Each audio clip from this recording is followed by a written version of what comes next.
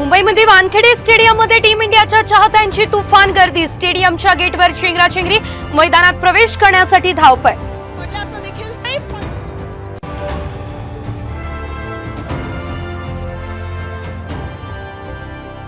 थोड्याच वेळात टीम इंडियाचं मुंबईमध्ये होणार आगमन। ओपन बसमधून काढणार रॅली। वानखेडे स्टेडियमवर जय्यत तयारी।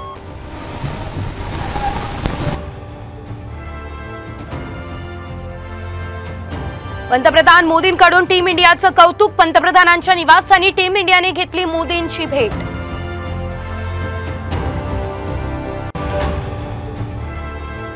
खेळाडूंसाठी गुजरातवरूनच बस का आणली? बेस्टची बस नव्हती का? आदित्य ठाकरे यांचा सरकारला सवाल।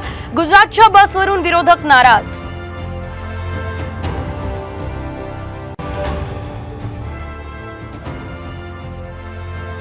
अपघातानंतर कमबॅक केलेल्या ऋषभ पंतची मोदींनी घेतली गळाभेट। तर बीसीसीआय सचिव जय शहांकडून पंतप्रधान मोदींना नमो जर्सी गिफ्ट।